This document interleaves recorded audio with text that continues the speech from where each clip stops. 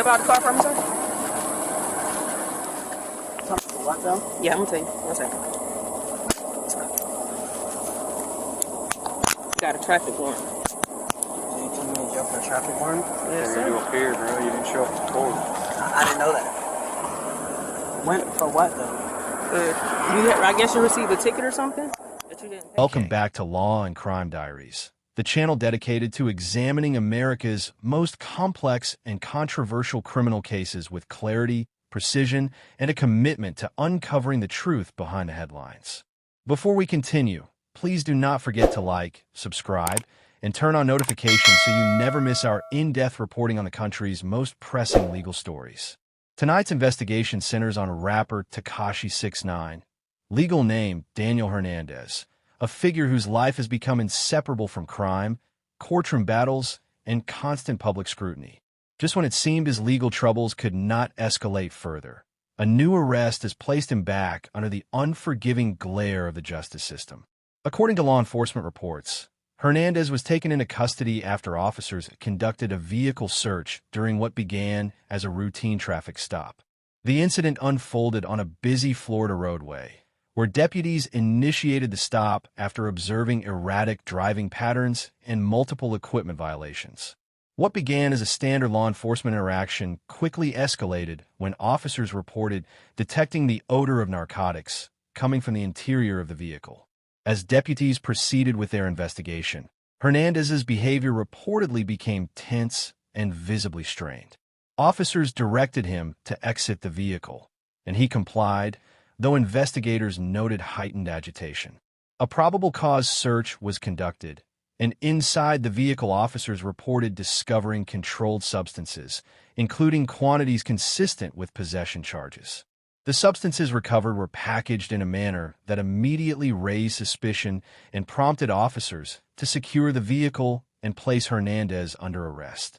The arresting officers transported Hernandez to the local detention facility, where he was booked on drug possession charges. These charges carry serious legal consequences on their own, but Hernandez's circumstances are further complicated by the conditions of his federal supervised release. Any contact with controlled substances, and certainly any new arrest, is considered a direct violation of those conditions. The arrest, therefore, has triggered not only state-level charges but potential federal intervention. The timing of this incident is especially critical. Hernandez has already been under heightened scrutiny from federal authorities following allegations of repeated noncompliance with supervised release requirements. This latest arrest may serve as a tipping point in the broader question of whether Hernandez has demonstrated the level of rehabilitation expected under federal supervision or whether further sanctions, including revocation of release, are now on the table. Investigators involved in the case have emphasized that the stop was conducted without the use of excessive force and that Hernandez cooperated physically, though his verbal reactions reportedly fluctuated between frustration and disbelief. As the information was processed, legal observers began questioning whether Hernandez understood the gravity of the situation or whether he saw it as another entry on a long list of conflicts with law enforcement. Once news of the arrest reached the public, social media platforms erupted. Supporters of Hernandez argued that he has been targeted unfairly due to his notoriety and past cooperation in federal gang cases. Critics insisted that the arrest represented another instance in which Hernandez continues to place himself at the center of criminal environments despite repeated legal warnings. The divide reflects a broader cultural conversation about celebrity, accountability, and the extent to which public figures can distance themselves from criminal behavior. Legal analysts have begun breaking down the potential consequences of this arrest. Hernandez may face additional state charges for possession of controlled substances, and depending on the amount recovered, the charges could escalate to possession with intent. That determination will depend on laboratory analysis, packaging, weight, and circumstantial evidence gathered from the vehicle. On the federal side, supervised release violations are determined not only by convictions, but also by credible evidence of unlawful behavior. This means that even without a trial or conviction for the possession charge, federal authorities could proceed with revocation proceedings.